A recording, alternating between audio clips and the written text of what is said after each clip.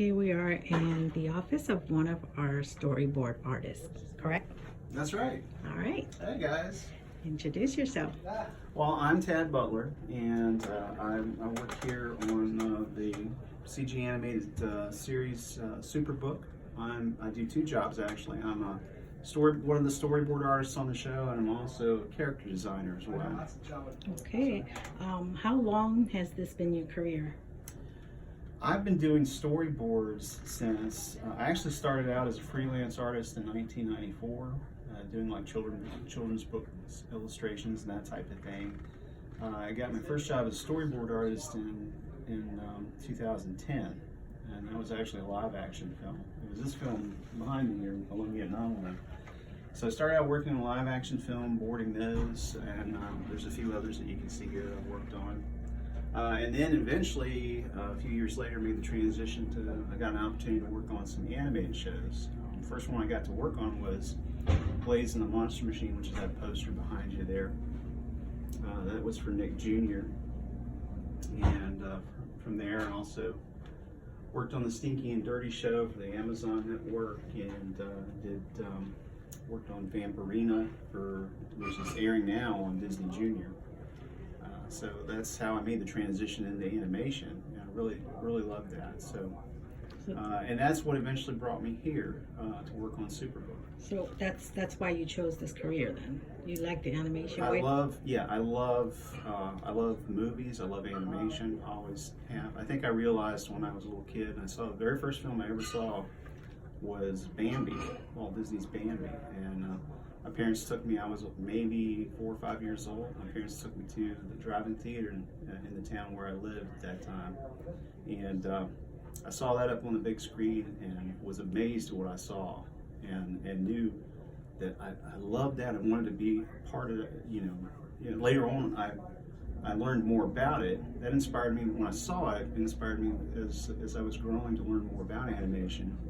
And once on the Wonderful World of Disney, Walt Disney was giving Haley Mills a tour of the animation studio there, showing the whole process of how they did that.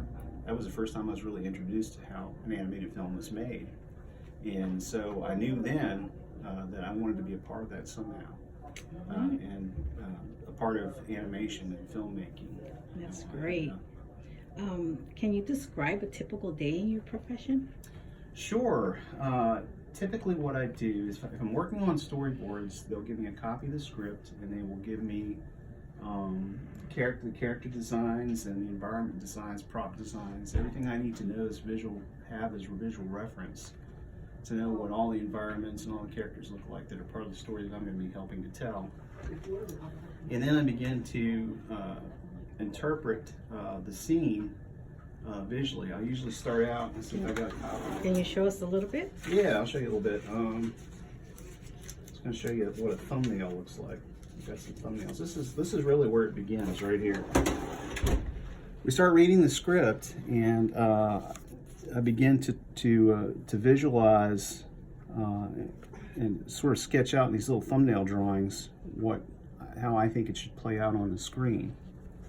And then from there, there's several examples of that here. And then from there, once I've got a pretty good idea of, I sort of make a little roadmap of myself of how I want to go about storyboarding the scene, then I'll go into this program on this device. This is basically a big tablet device that I can actually draw on using the stylus. And I'm using a software called Toon Boom Storyboard Pro. And what that allows me to do is first to take the voice tracks, that's what these little things are down here, of the pre-recorded voices of the voice actors playing the various roles. And I can import those into the software and sync their voices with the drawings as I'm working on the scene.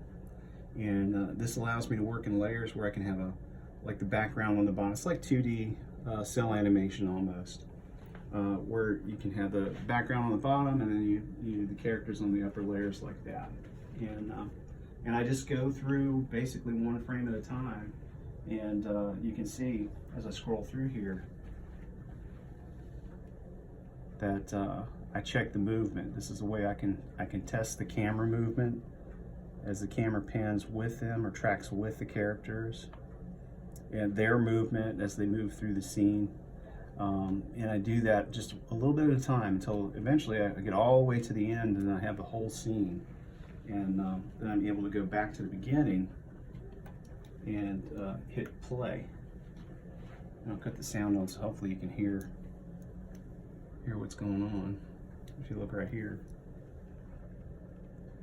The first day of the new school year. What a tragedy. Yep, it's goodbye, sun and fun, and all day do nothing parties. Hello, wake-up alarms, homework, and, hall monitor and detention for being late. Look, it's Ji Wei, hall monitor extraordinaire. Yeah, you left, but he nabbed me 7 times last year for being late. Perhaps he will go easier on you this year, Chris, because of that Superbook trip you took with us. There's going to be music, food, lots of kids our age, and we'll read a few scripture verses. I can download my address and the time of my Bible study meeting right to your calendars. Give him access and he'll monitor your phones and texts to figure out if you're going to be late for school. It's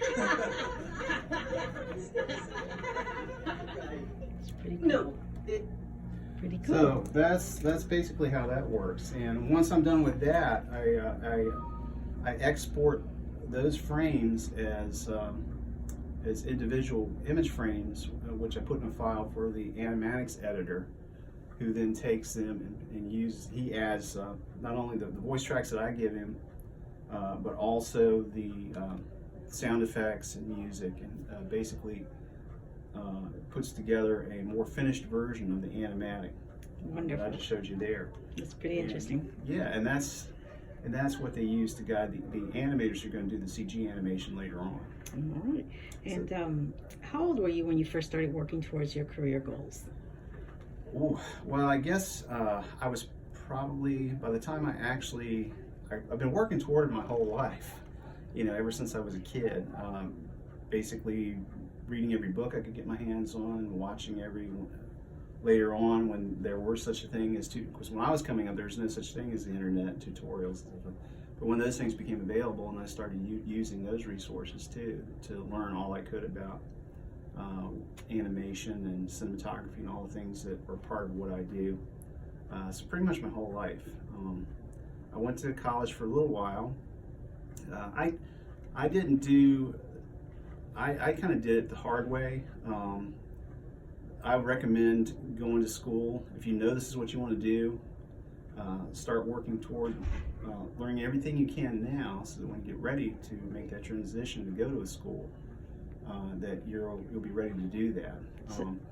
I didn't do it that way, so it was a little bit harder road for me to get from where I was to where I am now, and it took a lot longer. So, but I don't recommend doing it my way. I mean, there are other people like me, like Bill Peet. He's a famous Disney story artist from way back in the day. He had no formal education in art either, and he landed a job with the Disney Studios. But of course, that was a different time and place, and it wasn't as competitive then as it is now. So I recommend, if you want to do this, definitely learn everything you can while you're in school in your spare time, and then plan on going to school, a school that will teach you everything you need to know, because it is important to have an education that helps to have a degree, but ultimately what they're going to look for, the people who are hiring you for jobs like this, is they're going to look at your portfolio. So what kind of work. So what kind of schools or trainings do you need to complete this career, to become good at this career? Well, I'm not sure exactly what the degree program is for that. A school like Cal Arts or any of the other schools like that specialize in training people for animation. There's lots. You could research it online. Full Sail University. There's schools all over the country, and there's a lot of schools where you can learn a lot of that type of thing online as well. The art institutes. There's lots of art institutes that teach animation courses, And that search will include different kinds of traits or skills that you need to be successful in this profession? Yes. In your profession? Yes, it will. There's lots of great books as far as resources, just if you're doing your own study, which is what I did. There's lots of resources available to you, like online, lots of great books. That's pretty much the way I learned a lot of it. books like Storyboarding Rules of Thumb by Sergio Paez and Anson Ju. That's a great book if you want to be a storyboard artist. And then there are like lots of great character design books out there on the flip side of things. And I guess I'll show you that here too. Okay. That's another aspect of what I do. But there are lots of great books on character design out there by guys like Aaron Blaise and others, Tom Bancroft and others who've done that type of work. Okay. Teach you the fundamentals about character design. So, And what is your favorite thing about your career? well, my favorite thing about my career is that I love animation, but most favorite thing of all is what the animation that we produce here is used for. And I'm a Christian, and so the shows that we produce here are all about telling children all over the world about Jesus, and everything that we do here is all designed around that, with that goal in mind. So that's my favorite thing, because is knowing that the work that you do is impacting somebody in a positive way, like that. And what are some challenges that you encounter in this career? Well, it's very competitive. There are a lot of people that want to do this type of work. A lot of people who are really, really good at it that you're competing against. And one of the greatest challenges is you'll hear no a lot. You get turned down or rejected a lot, and that's just a part of the whole process of getting from point A to point B. But you should never give up. You should keep working at your craft, honing your skills, getting better and better at it. And eventually a door of opportunity will open to you.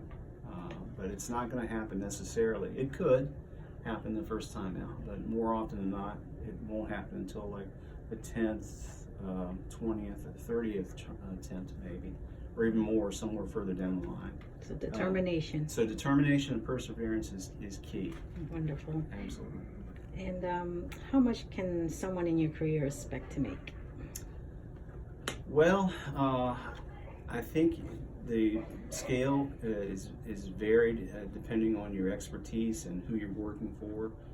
Working with smaller animation houses, smaller studios, or even independently as a freelancer doing this type of work, you can make anywhere from $50,000 a year and up from there to like 200, 300,000, depending on your skill level and who you're working for.